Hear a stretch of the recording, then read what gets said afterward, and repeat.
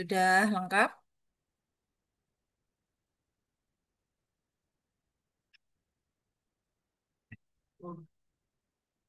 Apa ya?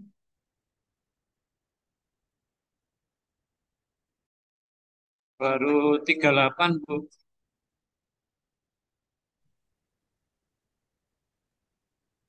Oke, tak lanjut ya. Oke, Bu. Baik adik-adik, Bismillahirrahmanirrahim. Assalamualaikum warahmatullahi wabarakatuh. Waalaikumsalam warahmatullahi Waalaikumsalam warahmatullahi Warahmatullahi wabarakatuh. Waalaikumsalam warahmatullahi wabarakatuh. wabarakatuh. Selamat siang buat semuanya. Semangat pagi. Pagi, pagi, Pagi, pagi. pagi, pagi biasa. luar Semangat Yes, biasa. pagi luar luar biasa. biasa. Baik, masih semangat? Semangat, Oh, Bu. semangat. Oke, ini siang-siang habis maem ngantuk. Sambil ngopi ya, Bu. Nggak boleh sambil ngopi biar nggak ngantuk.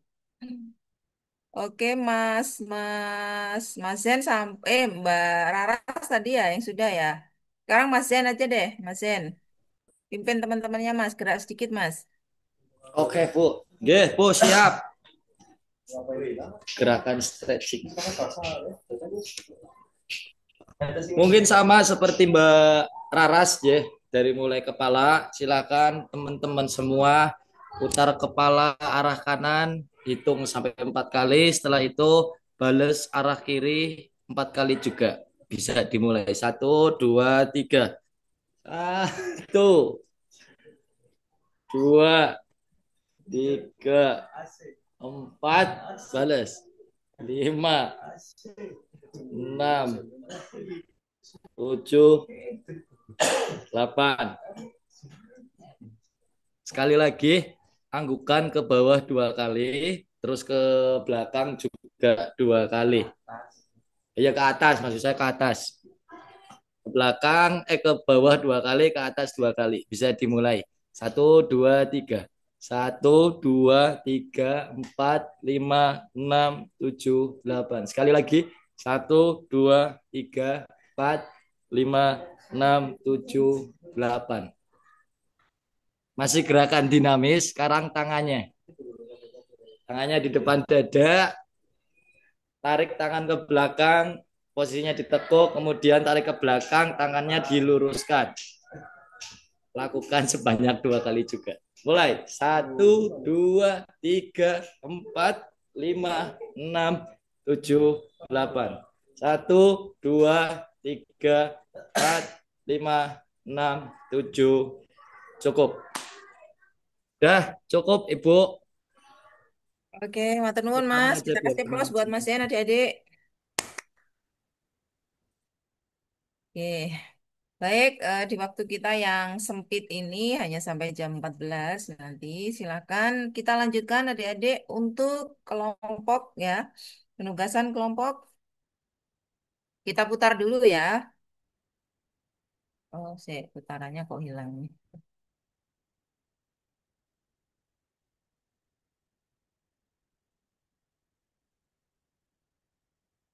Saya share screen dulu.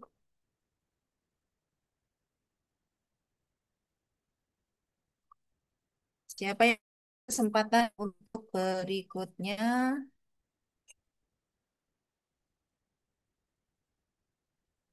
Baik, kelompok 3A. Berarti 2B, 2A sudah, 1A sekarang 3A. Siap, Ibu. Ya, stop share dulu. Ibu mohon izin mau konfirmasi ke admin Zoom untuk kelompok kami dibantu untuk Oke, Mas.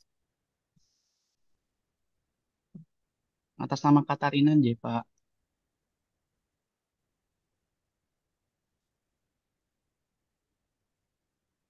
Moderatoris apa, Mas? Kayaknya Pak Mas Jen, saya jadikan host, nggih. Untuk moderatornya nanti bisa dibantu oleh Mbak Haira, Ibu. Mbak Mas Haira apa tadi? Sebentar. Mas terkopi. apa?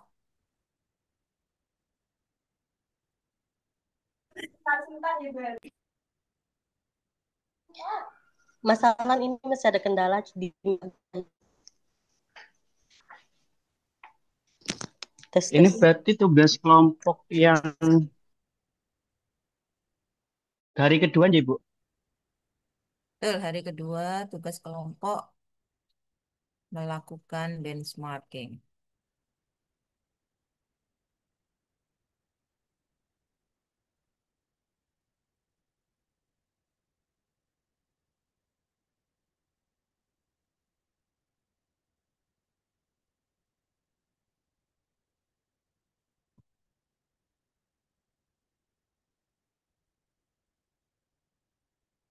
Tadi udah beres, Mas Adel. Kayaknya Mas saya yang dijadikan host ya.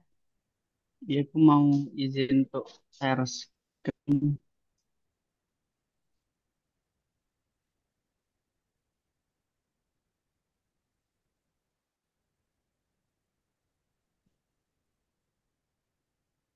Apakah untuk share screen layarnya sudah bisa dilihat teman-teman semuanya dan Ibu? Belum. Oke, Si proses, Mas. udah. Di Zoom, Mas, Zoom. Baik, Bismillahirrahmanirrahim. Ini langsung dimulai apa berikut Ibu? Ya, silakan moderatornya memimpin jalannya Iya, diskusi. silakan untuk Mbak Haira bisa langsung untuk dibantu memoderatori presentasi pada siang hari ini. Selamat siang teman-teman Ibu. Mohon maaf sebelumnya Mbak Ira ada kendala. Moderator saya gantikan G. Oke, Apakah suara saya terdengar Ibu? sudah jelas. Ya. Baik. Selamat siang Ibu Nikmatul Afia dan teman-teman semuanya. Perkenalkan kami dari kelompok 3A yang beranggotakan 5 orang yaitu Fidila Alma Sahira, SOS, Grahitanita Yesi Saputri SE, Iva Ilya Fatma SSI, Imam Adlan SOS, dan Irada Haira Arni SPD. Pada kesempatan siang hari ini kami akan memaparkan benchmarking kelompok kami, yakni kami mengambil di PT Kereta Api Indonesia Persero Daob 4 Semarang. Oke.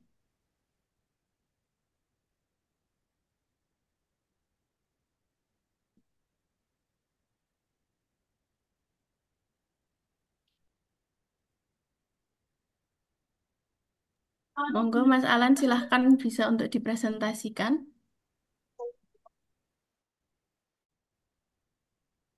Bisa izin keluar sebentar.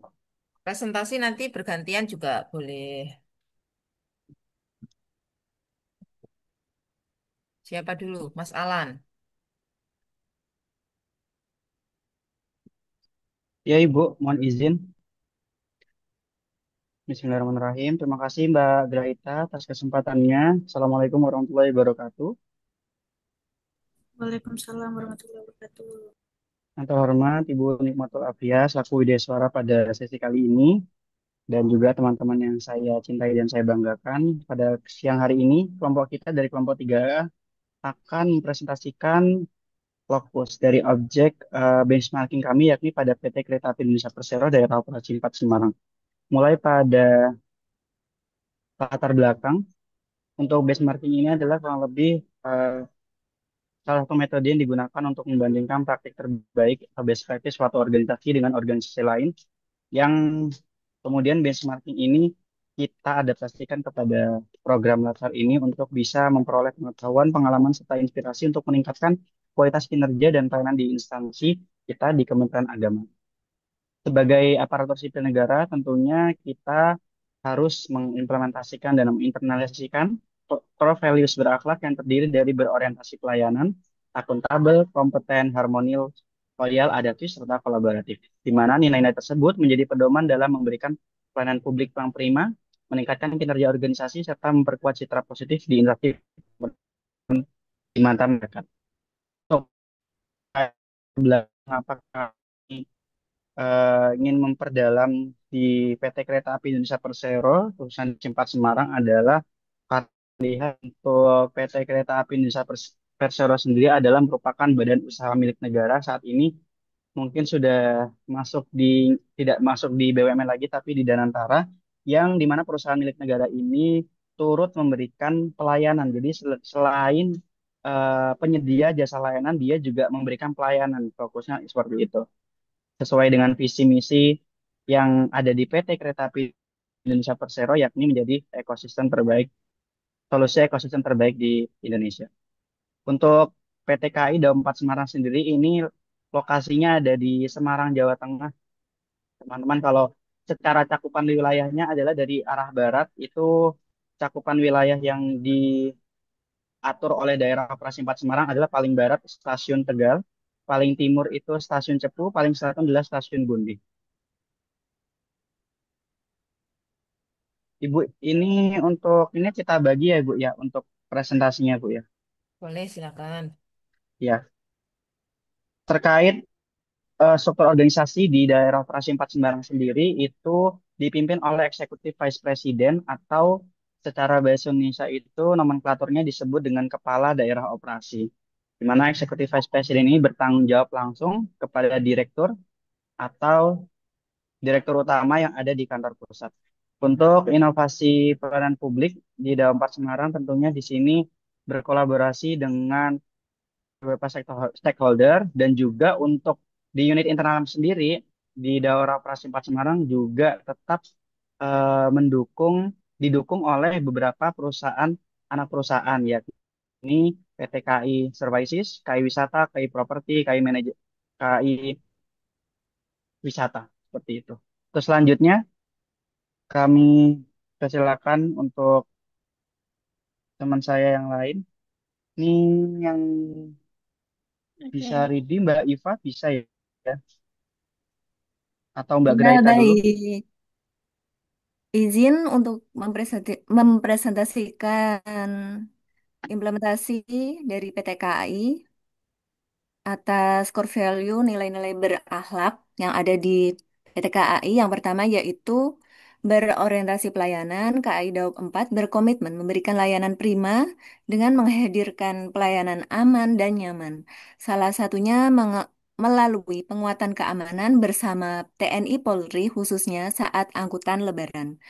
Kemudian nilai akuntabilitas diwujudkan melalui komitmen zero fraud, pelaporan kinerja, dan keuangan yang transparan, serta audit internal yang kuat demi menjaga integritas dan kepercayaan publik. Kemudian untuk nilai kompeten, KAI Daup 4 mendorong peningkatan profesionalitas pegawai lewat evaluasi rutin, program diklat, e-learning, serta sertifikasi keselamatan kerja termasuk saat pandemi. Selanjutnya, nilai harmonis di lingkungan kerja bebas diskriminasi ditetapkan dengan prinsip respect and fairness, didukung kesejahteraan pegawai, yang mendukung kesejahteraan pegawai, serta hubungan baik dengan masyarakat melalui CSR dan layanan berbasis hospitality. Untuk nilai loyalitas tercemin dari dukungan pada program strategis nasional, menjaga citra positif perusahaan, serta peran penting humas sebagai ujung tombak komunikasi publik. Nilai adaptif dihadirkan dengan inovasi digital melalui face recognition gate dan locket box digital, serta beradaptasi saat pandemi dengan re- restur- restrukturisasi rute dan penguatan sektor logistik. Nilai kolaboratif diwujudkan lewat kerjasama strategis seperti naming rights stasiun Tawang bersama Bank Jateng dan revitalisasi stasiun Cepu dan Pemkab Blora yang menegaskan peran KAI sebagai agen pembangunan. Demikian nilai-nilai core values ASN yang bisa diterapkan di PT KAI Daup 4 Semarang. Selanjutnya bisa dilanjutkan oleh rekan-rekan yang lain. Baik. Untuk selanjutnya ini tinggal satu poin lagi ya. Untuk dari hasil benchmarking kami di KAI Daup 4 Semarang ini menunjukkan bahwa nilai dasar ASN menjadi pedoman nyata untuk perbaikan berkelanjutan, di mana integrasi nilai tersebut dalam operasional mulai dari pelayanan hingga manajemen SDM memungkinkan peningkatan kualitas, penguatan kepercayaan, serta kesiapsiagaan menghadapi tantangan modern. Hal ini menginspirasi kami sebagai ASN untuk terus berdedikasi mewujudkan layanan publik yang unggul dan profesional. For your information, teman-teman semuanya, kalau untuk di BUMN sendiri, di KAI sendiri, itu untuk core value-nya adalah akhlak. Jadi kalau di BUMN itu akhlak, kalau di kita itu berakhlak. Untuk singkatannya atau akronimnya untuk uh, akhlaknya itu sama, amanah, kompeten, harmoni, loyal, adaptif, kolaboratif. Sehingga bisa bersinergi ya dalam analisis kita untuk mengetahui core value yang ada di PTK itu seperti apa. Simpulannya, untuk PT KAI Daob Sempat Semarang ini menjalani teladan dalam menerapkan nilai berakhlak untuk menciptakan budaya kerja dan pelayanan publik yang unggul dengan fokus pada pelayanan inklusif, peningkatan profesionalisme pegawai, transparansi dan kolaborasi. KAI Daob Sempat Semarang menunjukkan komitmen kuat dalam melayani masyarakat. Praktik-praktik ini menjadi inspirasi berharga bagi kami sebagai aparatur sipil negara untuk memperkuat integritas, meningkatkan kualitas layanan, dan membangun budaya kerja profesional sesuai nilai dasar ASN. Dan untuk di KAI sendiri, itu saking untuk benar-benar menyiapkan seluruh pegawainya untuk bisa menginternalisasi core value itu di kantor pusat ada unit tersendiri yang membahas terkait budaya perusahaan. Jadi unit tersebut benar-benar tugasnya adalah untuk menginternalisasi dan memastikan bahwa seluruh pekerjaan yang ada di anak perusahaan dan perusahaan utama itu bisa menjalankan tugasnya sesuai dengan core values. Seperti itu. Mungkin cukup sekian dari kelompok kami, kurang lebihnya mohon maaf. Wassalamualaikum warahmatullahi wabarakatuh. Saya kembalikan ke moderator. Baik, terima kasih Mas Alan dan Mbak Iva yang sudah berpresentasi. Eh, Sekarang kami buka sama seperti sebelumnya 3 pertanyaan pertama dari teman-teman. Monggo silahkan yang mau mengajukan pertanyaan.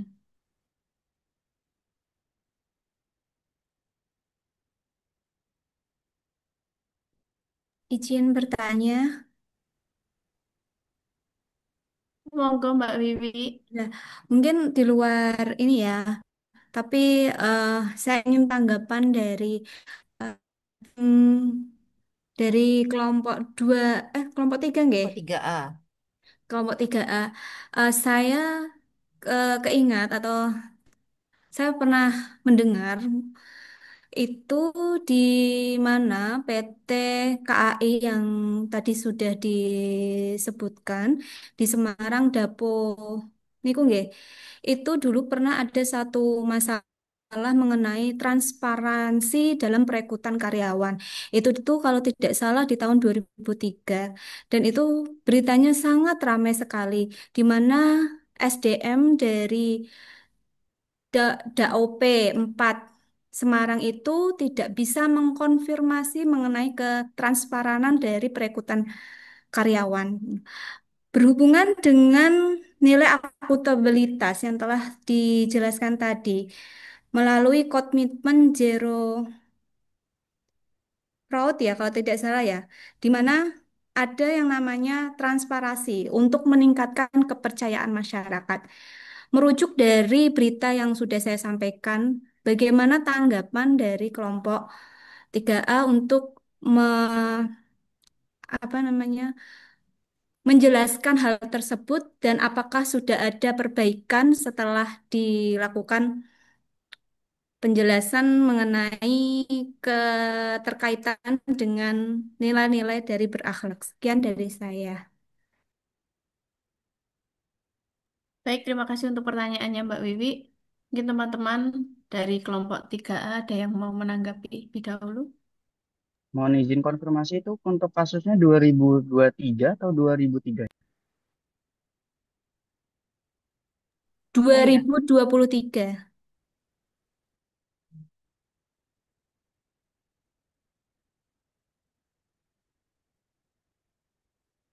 di Mbak Mbak Grahita itu dikumpulkan dulu penanyanya juga boleh. Kalau mau langsung ditanggapi juga boleh, monggo. Oke, Bu. Mungkin teman-teman masih memerlukan waktu untuk menyiapkan jawabannya. Monggo, silahkan pertanyaan kedua. Teman-teman ada yang mengajukan pertanyaan selanjutnya?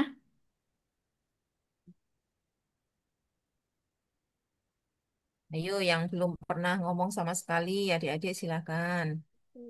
Biar dikenal sama teman-temannya ya. Oh, ini ya. Oh, ini Mbak Jenita. Oh, ini Mbak Rosida. Terus siapa lagi? Mas Maulana yang nggak pernah kelihatan.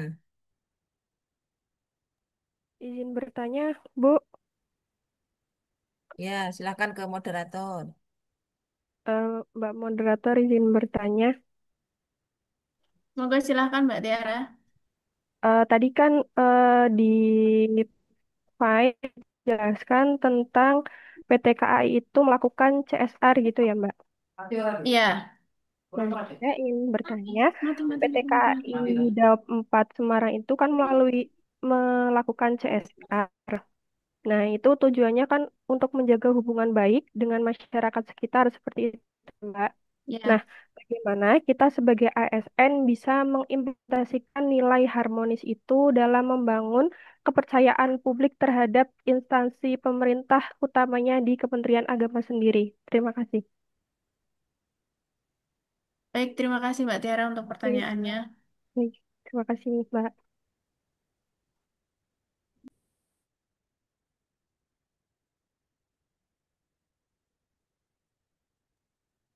Monggo silahkan untuk pertanyaan ketiga. Nanti setelah itu kami dari kelompok 3A akan menjawab semua pertanyaan. Izin bertanya dari saya. Ya, monggo silahkan Mbak Zulfa.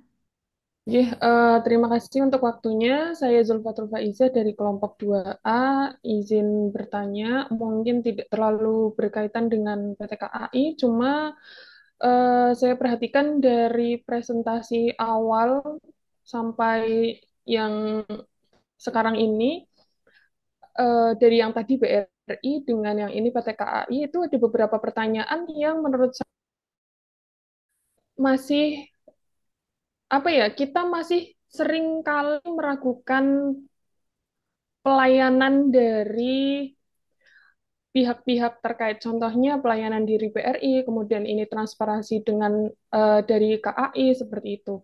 Sedangkan kita sendiri itu ASN.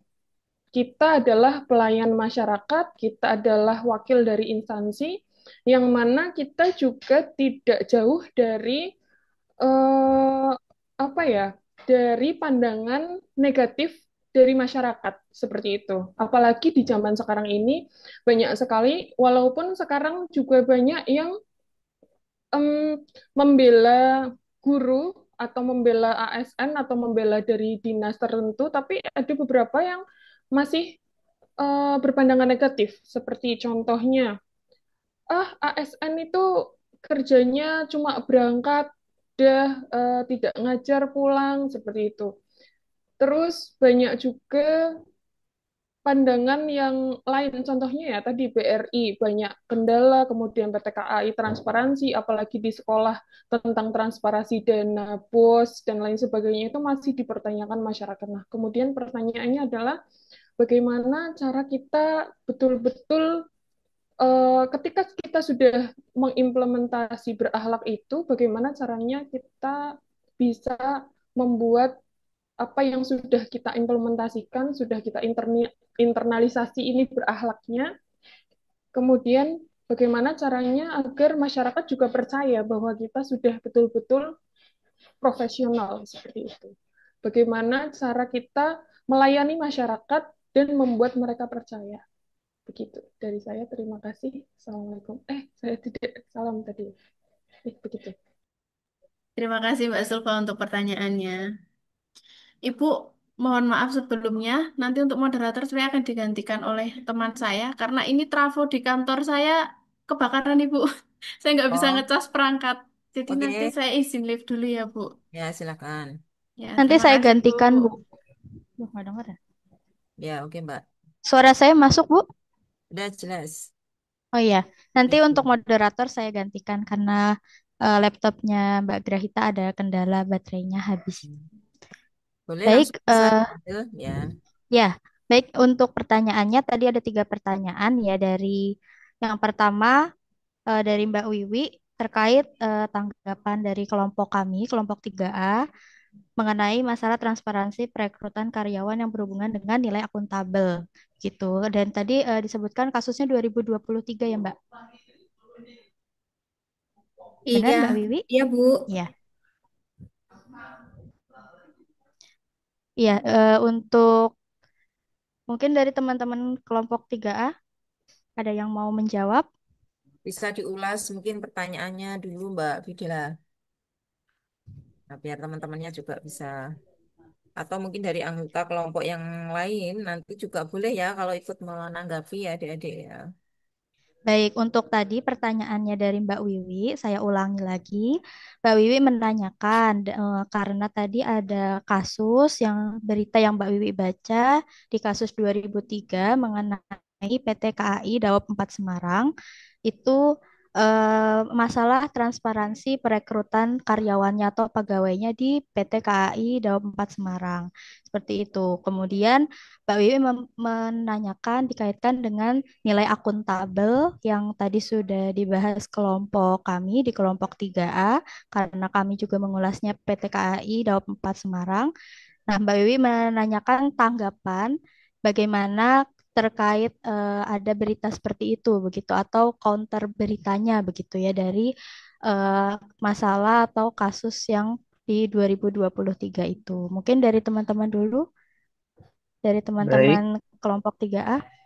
baik, Ya, mohon izin. Mas Alan. Terima kasih tadi sudah bertanya ya terkait rekrutmen. Sebenarnya untuk topik rekrutmen di KAI ini adalah topik yang benar-benar sangat hangat dalam setiap rekrutmen. Karena masuk dalam kategori BUMN teratas juga sama ketika teman-teman kemarin CPNS. Ketika CPNS pasti langsung rame, ngeboom, websitenya error.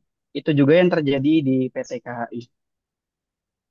Nah, saya mohon izin untuk menjelaskan dulu untuk sumber masalahnya itu seperti apa di tahun 2023 ini adalah yang terjadi adalah ada dua peserta yang kemudian itu tidak lolos di kesehatan akhir.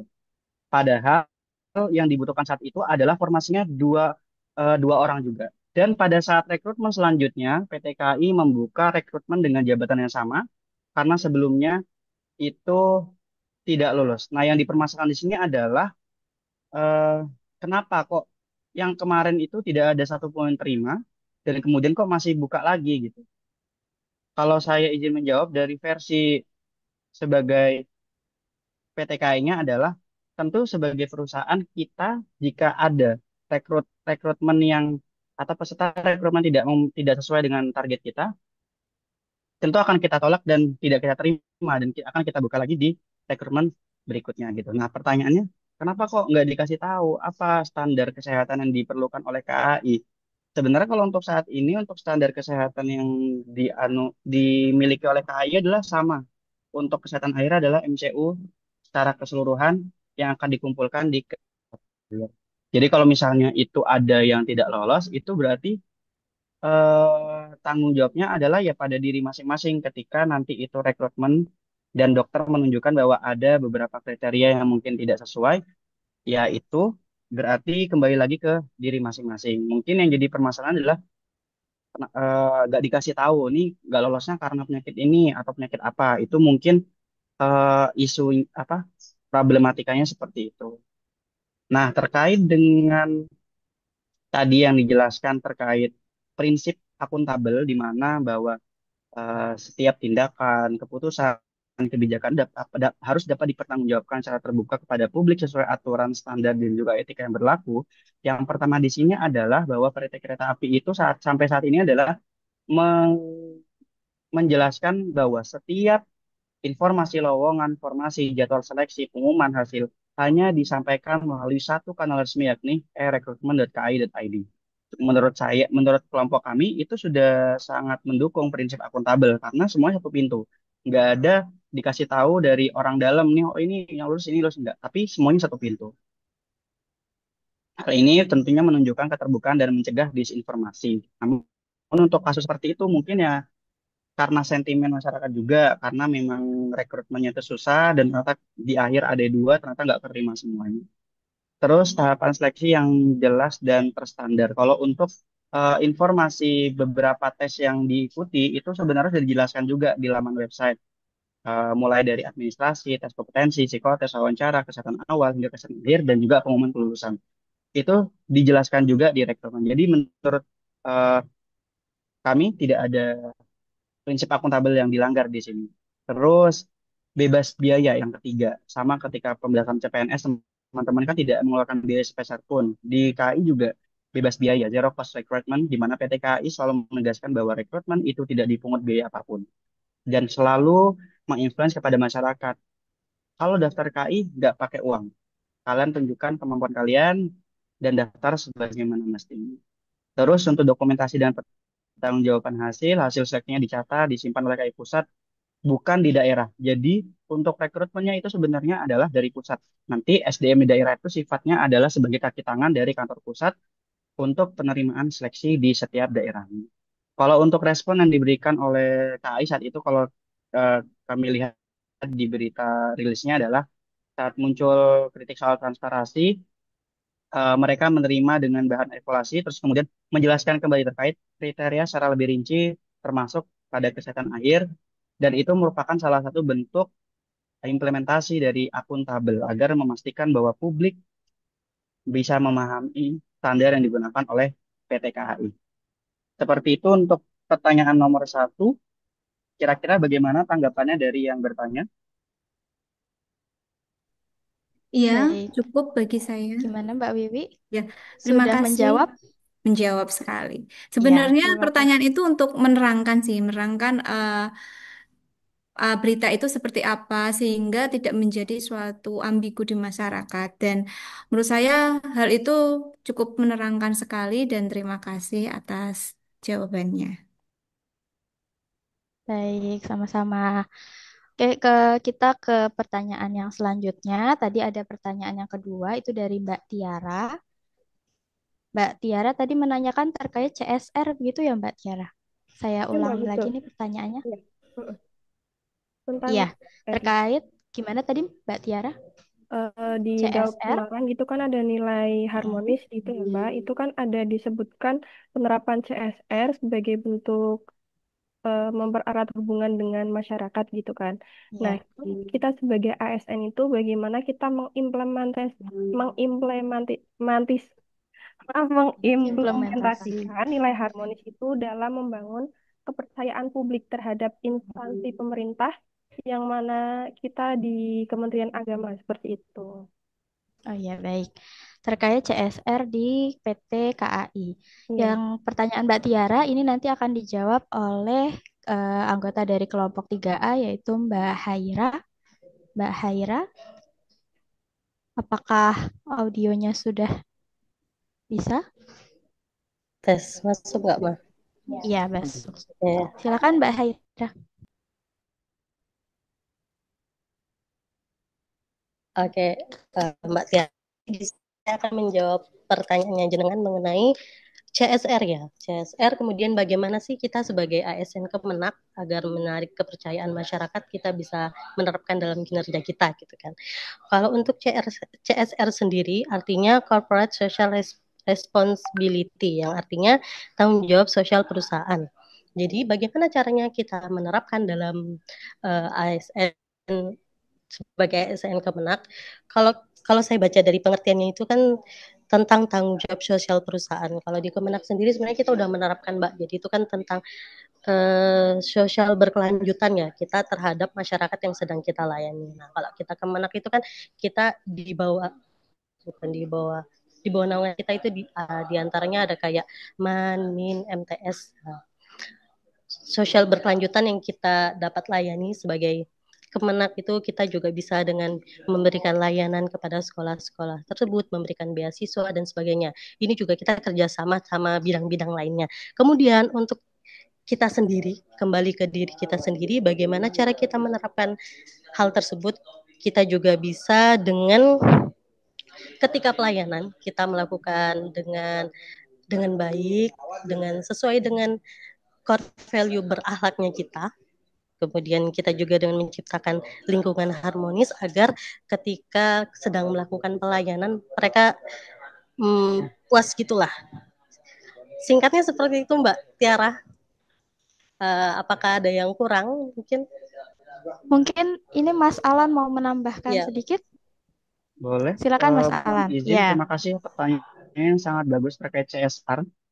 Jadi untuk CSR sendiri singkatan dari Corporate Social Responsibility di mana itu ada dasar ketentuannya untuk implementasinya. Jika cara definisi Corporate Social Responsibility ada tanggung jawab perusahaan Kalau sekarang versi Indonesia adalah TJSL, tanggung jawab sosial dan lingkungan. Itu yang dilakukan oleh perusahaan. Jadi secara definisi itu sebenarnya bukan tanggung jawab dari pemerintahan, tapi pemerintahan memiliki tugas, fungsi, dan tanggung jawab untuk bisa memastikan memberikan pelayanan sesuai dengan tusinya kepada masyarakat. Jadi sebenarnya memang tugas kita itu adalah itu memberikan pelayanan. Kenapa kok di perusahaan itu muncul istilah CSR? Karena mereka adalah tujuannya profit. Tidak semua perusahaan itu memberikan pelayanan secara cuma-cuma, tapi berprofit. Makanya ada tanggung jawab CSR biar mereka tidak hanya berprofit, tapi bisa memberikan pelayanan juga kepada masyarakat. Nah, dasarnya tuh apa sih CSR? Nah, dalam prinsip utama CSR itu ada dirangkum dalam istilah ISO. ISO 26000 kalau nggak salah. Kalau ada yang paham, mohon dibantu. Karena seingat saya itu. Nah, jadi di ISO itu dijelaskan ada beberapa prinsip utama CSR, mulai dari accountability, transparansi, terus kemudian ada ada 7 atau 8 kalau nggak salah itu intinya adalah respect for human rights dan for international norms for of behavior. Jadi intinya untuk ke lingkungan sama ke masyarakat kayak gitu. Nah, jadi prinsipnya untuk yang CSR ini adalah tidak hanya ke profitnya saja, tapi juga ke sosial lingkungan atau people and planet gitu. Nah, pertanyaannya bentuk CSR-nya terus versi instansi pemerintah itu gimana sih? Versi kemenangnya gimana gitu. Nah, CSR kan emang awalnya kan bentuknya adalah kewajiban perusahaan, tapi dalam perkembangannya emang prinsip CSR ini juga diadopsi. Jadi bukan namanya CSR Kemenang, enggak, tapi diadopsi konsepnya.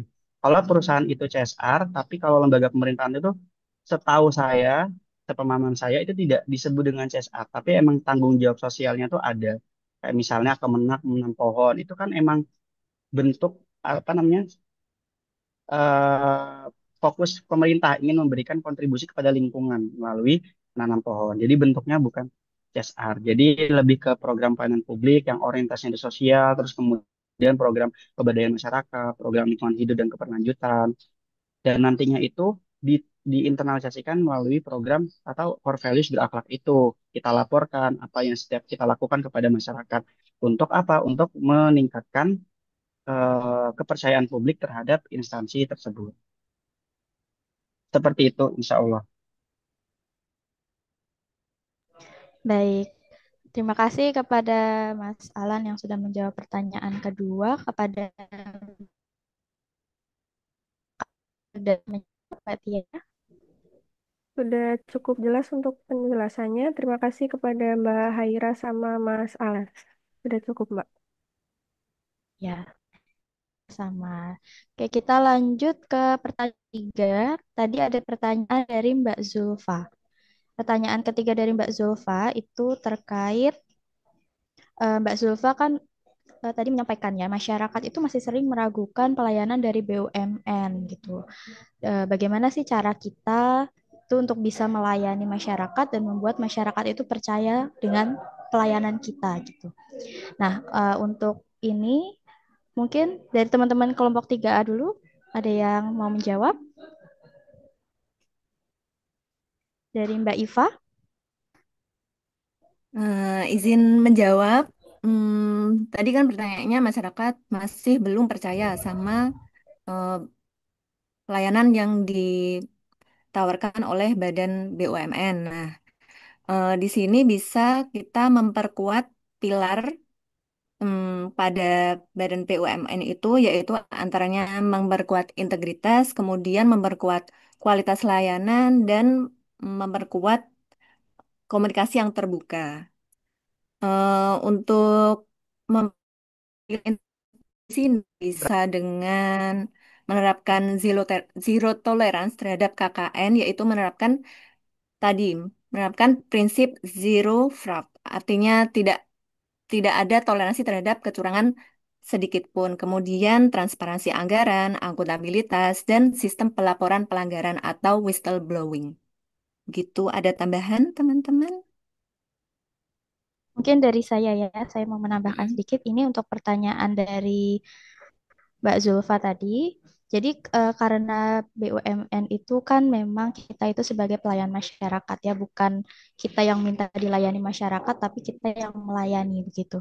Nah, untuk meningkatkan trust atau kepercayaan masyarakat kepada kita itu pasti sebagai BUMN atau mungkin instansi pemerintah itu kita harus menghadirkan pelayanan yang transparan.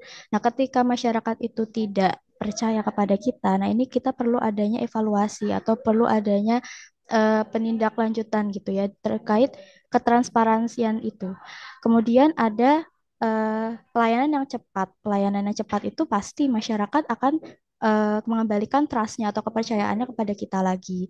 Kemudian adil dan berorientasi kepada kebutuhan-kebutuhan masyarakat. Kita harus melihat apa sih kebutuhan masyarakat gitu.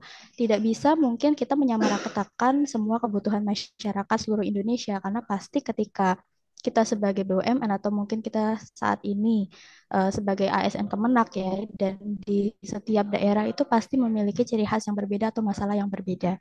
Kita tidak bisa menyamaratakan pelayanan di daerah yang satu dengan yang lain itu sama gitu.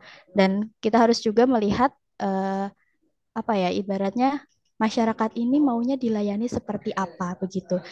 Jadi kita harus menyesuaikan masyarakatnya begitu. Dan di situ juga kita bisa meningkatkan profesional, ramah tamah dalam melayani, kemudian transparansi tadi dan akuntabilitas, pemanfaatan teknologi karena pelayanan yang cepat itu pasti masyarakat juga menjadi kepercayaannya atau trustnya itu kembali terbangun.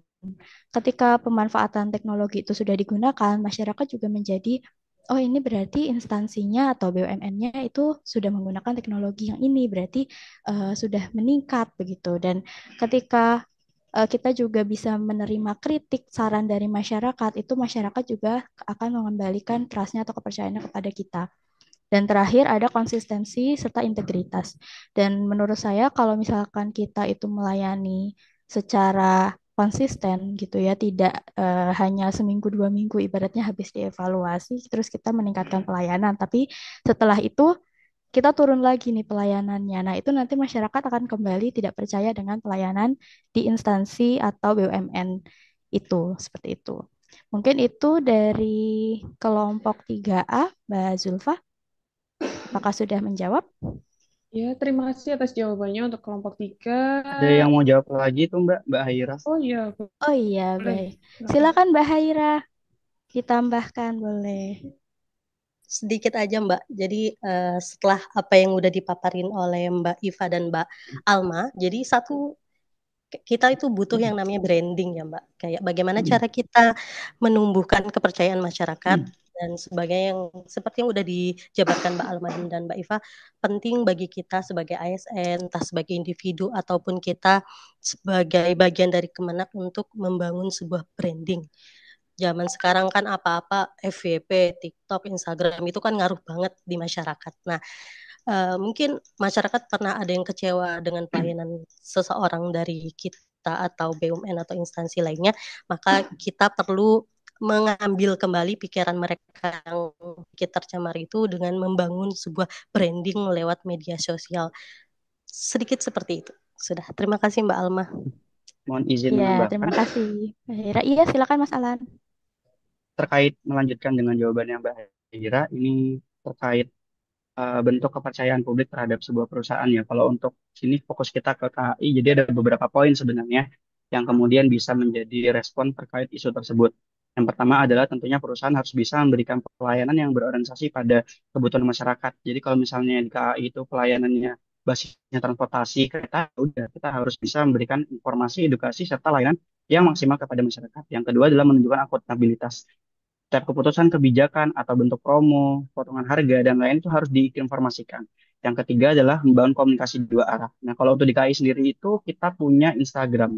Dua yang resmi itu adalah kereta api kita sama KAI 121. Untuk kereta api kita itu adalah sarana untuk branding perusahaan, menunjukkan komitmen perusahaan, perkembangannya gimana. Kalau untuk KAI 121 itu basisnya adalah layanan pelanggan. Jadi komunikasi dua arah yang lebih sering dilakukan adalah di KAI 121 untuk mendengarkan keluhan pelanggan dan menjawabnya melalui konten-konten yang ada di KAI 121. Terus kemudian yang keempat adalah konsistensi kualitas layanan, yang kelima adalah inovasi serta adaptasi.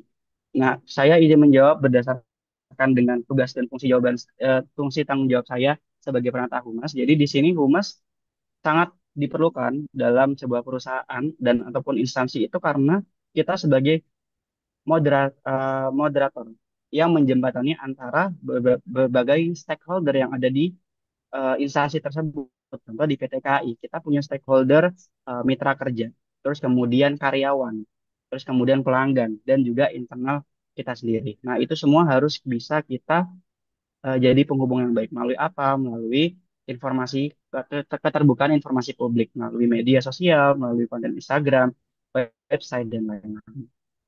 Mungkin cukup itu tandanya. Terima kasih kepada yang bertanya. Saya kembalikan ke moderator. Baik, terima kasih Mas Alan. Sudah cukup menjawab Mbak Zulfa?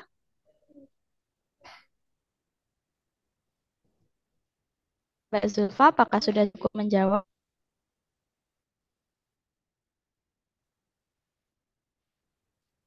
Mana tadi yang bertanya Mbak Zulfanya? Padat sepertinya. Oh ini Mbak, Oh iya sudah. laptopnya Baik. ngambek katanya. Laptopnya lagi error. Oh, Iya. oh iya sudah. Baik. Ibu, ini sudah 3 pertanyaan tadi dari presentasi kelompok 3A. Saya kembalikan lagi ke Ibu. Oke, baik. Terima kasih adik-adik semuanya. Sangat menarik sekali ya diskusinya ya tentang PT KAI ya. Memang daerah operasinya dikhususkan ya di Semarang ya. Kita kasih aplaus terlebih dahulu untuk kelompok 3A ya ini tadi ya. Ya, baik adik-adik. Mungkin kalau dibuka lagi sama Mbak Alma masih ada lagi yang mau bertanya barangkali ya. Tapi waktu kita terbatasi ya adik-adik ya. Baik, ada beberapa hal yang ingin saya sampaikan terkait diskusi dari adik-adik semuanya untuk sekedar bagaimana kita meluruskan ya pemahaman kita semuanya adik-adik ya. Sebagai calon pegawai negeri sipil ya, adik-adik masuk menjadi bagian dari aparatur sipil negara ya, sesuai yang tertuang di dalam Undang-Undang Aparatur Sipil Negara yang baru yaitu 20 tahun 2023 ya. Jadi Undang-Undang ASN nomor 20 tahun 2023. Maka adik-adik nanti ketika membuat latar belakang ya pada rancangan aktualisasi ya pakainya dasar hukumnya tidak Undang-Undang nomor 5 lagi ya, itu undang-undang yang lama ya.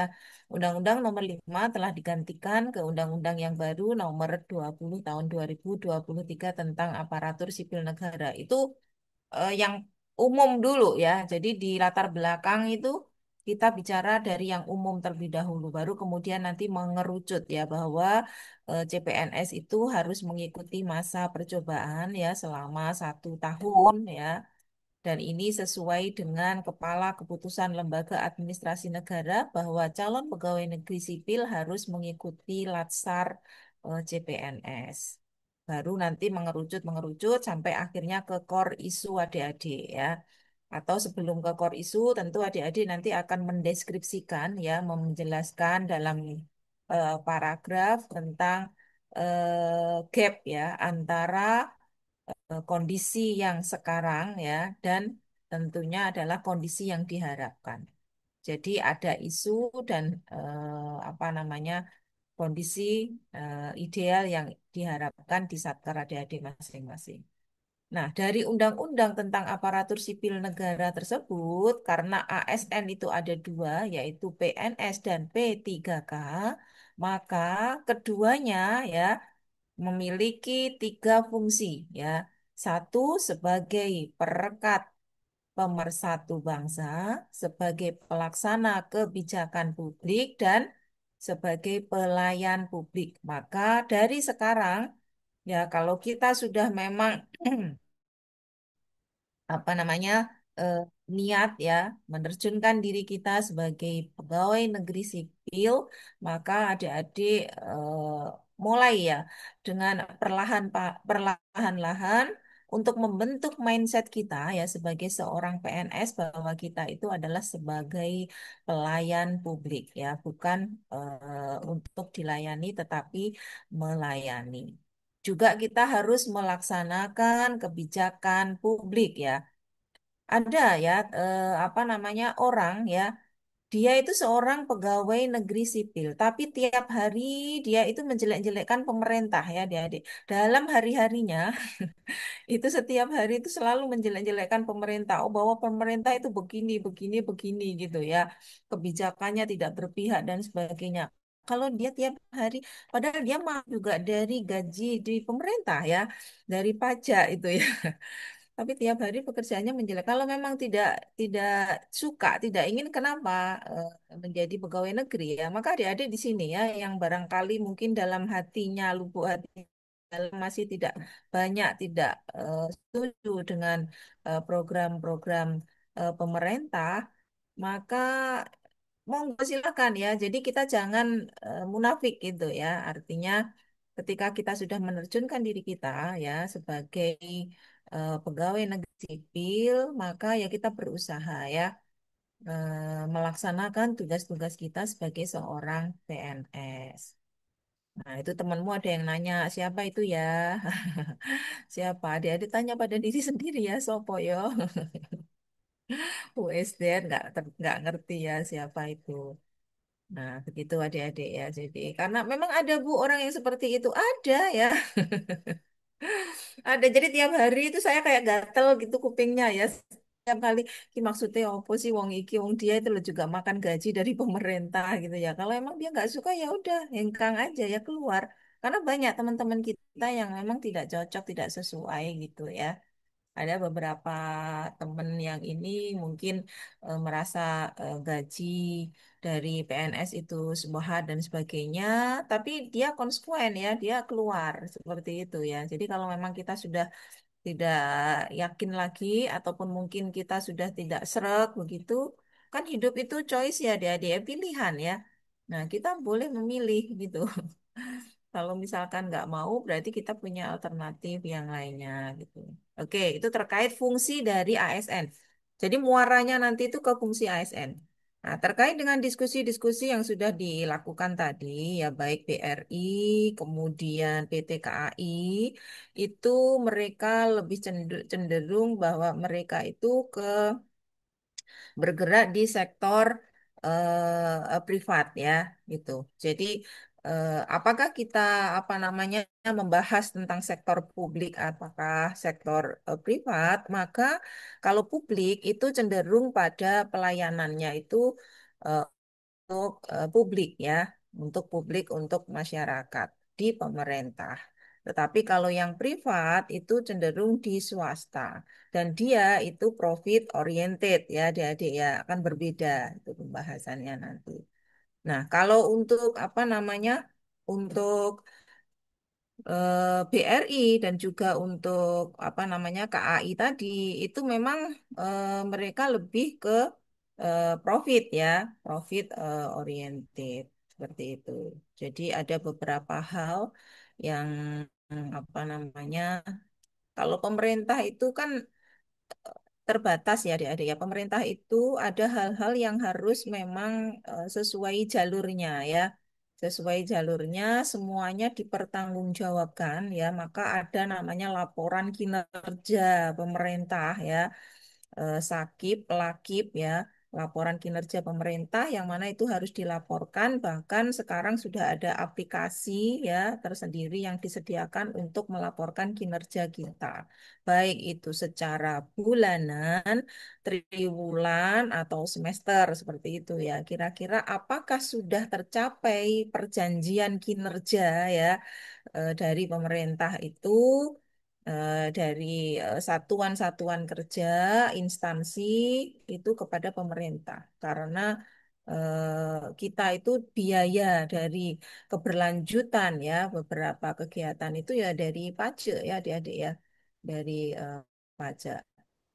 Dari pajak, pajak asalnya dari mana? Dari rakyat, maka kita harus memberikan pelayanan kepada rakyat, ya kan, yang terbaik kepada rakyat, dan ada pertanggungjawabannya. Kamu dikasih uang seribu itu mbok apa no, ya mana laporannya, begitu ya. Jadi ada laporan akuntabilitasnya. Betul. Nah, kemudian saya ingin menjelaskan CSR tadi itu. bahwa memang ya kalau Kementerian Agama itu sebetulnya adik-adik tidak secara langsung mungkin ya kita ya. Namun unit-unit di bawah Kementerian Agama seperti kami ya. Kami Balai Diklat Keagamaan Semarang ya itu merupakan unit pelaksana teknis ya. Jadi kita Balai Diklat itu merupakan UPT. Kami eselon satunya adalah di Badan ya. Dulu Badan, Litbang, dan Diklat. Nomenklaturnya sekarang berubah menjadi Badan Moderasi Beragama dan Pengembangan Sumber Daya Manusia. Ya, itu eselon satunya kita. Kemudian kita punya dua eselon dua ya, yang merupakan pusat ya, dulu Pusdiklat ya, Pusat Pendidikan dan Pelatihan.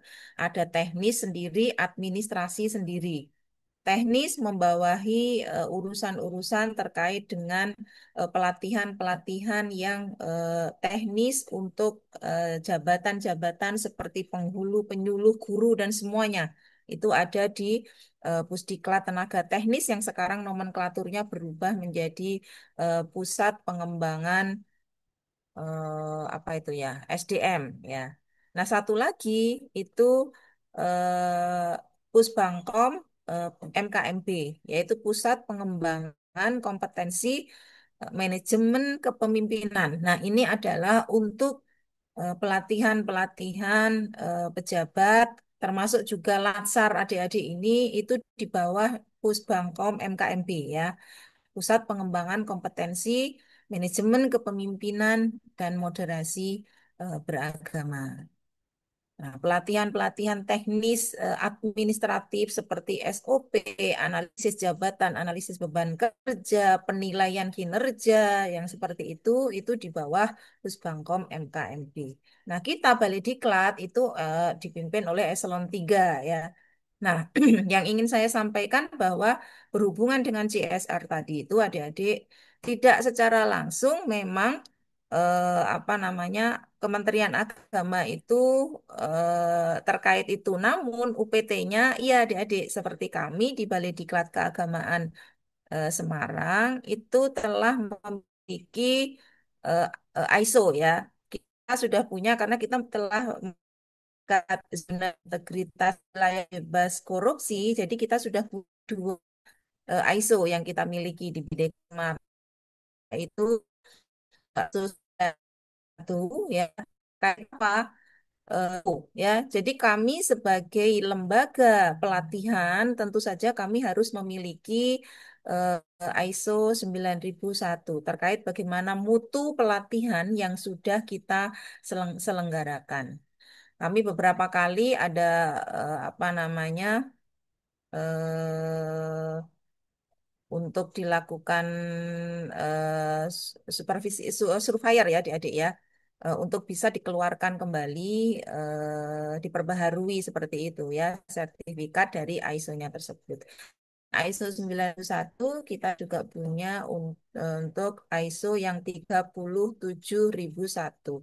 Apa itu untuk apa namanya? Apa ya 3001 itu yang korupsi itu loh kalau nggak salah adik-adik ya saya lupa saya itu timnya ISO tapi sudah kayaknya itu udah enak gitu yang ngurusi ISO ISO gitu ya menyiapkan eviden-evidennya seperti itu adik-adik ya. Nah, terkait dengan itu tadi, maka itu adalah beberapa standar ya. ISO itu kan standar, standar yang harus kita punya sebagai lembaga pendidikan memiliki jaminan mutu untuk pelaksanaan dari pelatihan-pelatihan yang kita selenggarakan. Maka di BDK Semarang sendiri untuk tim internalnya kita punya tim internal penjaminan mutu gitu ya. Dan ini juga sudah sesuai instrumen-instrumen apa yang harus kita penuhi itu sudah sesuai dari pusat ya dari eselon 2-nya.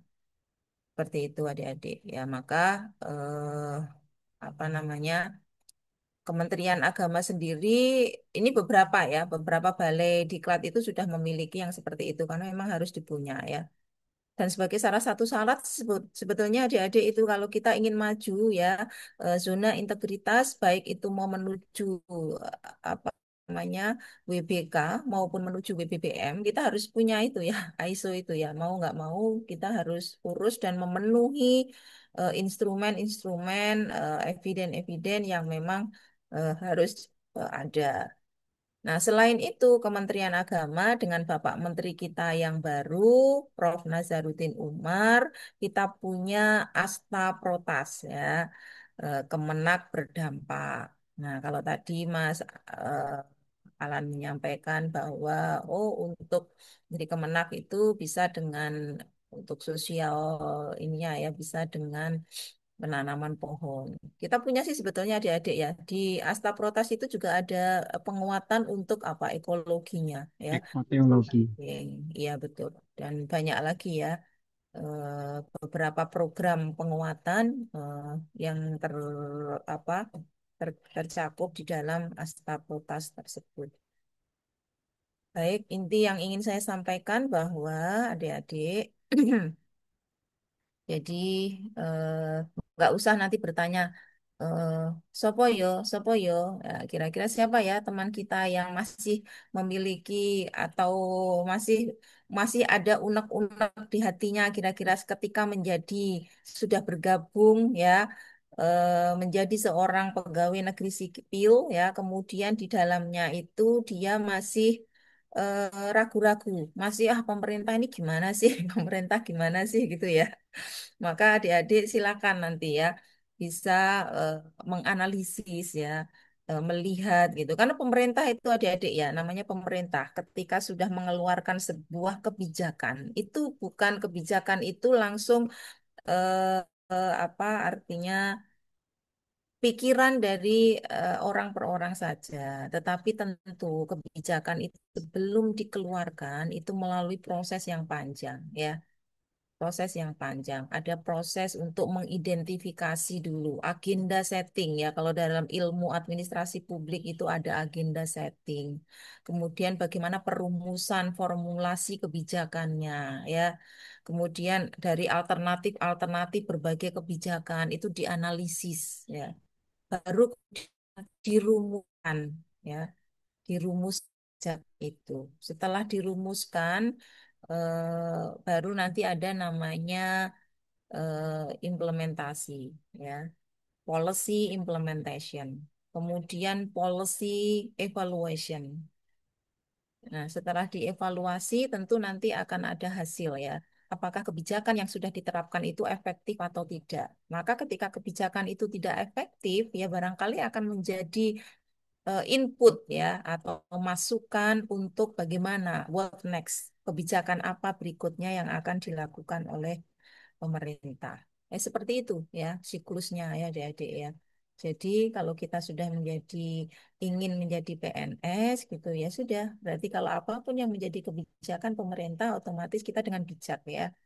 Saya sebagai bagian dari aparatur sipil negara, maka saya juga harus ikut ya peran serta berpartisipasi, berkontribusi untuk melaksanakan kebijakan. Karena ingat itu bukan apa namanya hal yang hanya sekedar sudah ada yang melaksanakan. Itu adalah bagian dari tugas dan fungsi kita sebagai seorang aparatur sipil negara gitu ya adik-adik ya mudah-mudahan core value berakhlak ini memang benar-benar ya nanti kita itu bisa kita terapkan kalau mungkin tadi dari beberapa testimoni adik-adik ya bahwa ketika belajar step by step ini mulai lebih kenal terkait dengan berakhlak, mulai lebih memahami ya. Jadi pembelajaran kita itu berproses ya adik-adik ya tidak tiba-tiba, tidak ujuk-ujuk ya. Oh, berorientasi pelayanan tuh harus begini-begini ya. Maka kita antarkan adik-adik semuanya mulai dari role model tadi. Walaupun di saat B.J. Habibie itu nggak kenal ya, mungkin ada aslinya nggak kenal itu tidak ada istilah berakhlak gitu ya, belum muncul ya adik-adik ya. Tapi beliau sudah melaksanakan bagaimana berorientasi pelayanan itu. Bagaimana orang itu kita sebagai pejabat harus akuntabel gitu ya. Gitu. Nah, maka eh, mari bersama-sama ya. Mari itu otomatis selain tangan saya yang menunjuk ke adik-adik juga akan lebih banyak ke saya sendiri. Jadi mari kita bersama-sama bagaimana kita bisa ya menerapkan nilai-nilai baik ya. Kalau dari nilainya sih insya Allah udah baik semuanya ya adik-adik ya. Dari indikator-indikator yang ada pada masing-masing nilai, panduan perilaku, keywords, kata kunci yang harus kita pegang, itu sudah bagus ya. Sekarang tergantung kitanya. Nah, kadang yang merusak itu siapa? Oknum-oknum ya. Nah, yang merusak ini oknum-oknum. Ini Kementerian Kementerian Agama sudah terpisah ya dengan urusan haji. Sudah berdiri sendiri Kementerian Haji ya adik-adik ya. Jadi sudah tidak diurusi lagi oleh Kementerian Agama. Nah, ya mudah-mudahan ya itu bisa menjadi lebih baik dalam melayani masyarakat, melayani umat. Gitu. Baik. Untuk diskusi kita masih ada dua penugasan lagi yang belum kita bahas ya adik-adik, yaitu penugasan individu, matrik kegiatan ini kalau menurut saya yang tugas individu matriks ini adalah core-nya kita di agenda kedua ya. Karena nanti di situ bagaimana adik-adik bisa ya menuangkan ya. Bagaimana sih kita melaksanakan berorientasi pelayanan? Bagaimana sih kita menerapkan nilai akuntabel dikaitkan dengan kegiatan-kegiatan adik-adik yang akan dituangkan pada rancangan aktualisasi. Nah, tapi insya Allah nanti kita akan bahas pada pertemuan berikutnya ya. Selain ada apa infografis ya. Baik adik-adik yang saya sayangi, semoga tidak ada pertanyaan. Kalau ada pertanyaan barangkali bisa dikit dulu. Kita akan bahas di pertemuan berikutnya ya. Kita akhiri pelajaran kita. Sekali lagi kita aplaus untuk kita semuanya adik-adik. Ya, semangat semuanya ya. Semoga yang sedikit ini bermanfaat buat adik-adik semuanya. Mohon maaf atas hal-hal yang Amin. ya ini saya sudah lewat nih harus gabung di kelas satunya lagi ini. Udah ditunggu. Baik, terima kasih. Selamat sore buat semuanya. Assalamualaikum warahmatullahi wabarakatuh. Waalaikumsalam warahmatullahi wabarakatuh. Ibu. Terima Sehat-sehat kasih. selalu. Terima kasih Makasih Bu Nikma. Ibu Afia, sehat selalu. Kasih, Ibu. Terima kasih. Oke, Bapak Ibu, terima kasih. Masih ada yang mau didiskusikan? Tidak, Pak. Sudah, Pak. Cukup, Ampun. Bapak. Sudah, Cukup, Bapak. Pak Oke. Anand. Ya, oke. Silakan melanjutkan aktivitas kembali di satker masing-masing. Oke, Bapak Ibu, kita ketemu lagi hari Senin, nggih. Senin ada jadwal sinkronis, nggih. Oke. Oke, oke, kita aja Bapak Ibu. Terima kasih. Sekian dari kami. Assalamualaikum warahmatullahi wabarakatuh. Waalaikumsalam warahmatullahi Waalaikumsalam warahmatullahi wabarakatuh. wabarakatuh.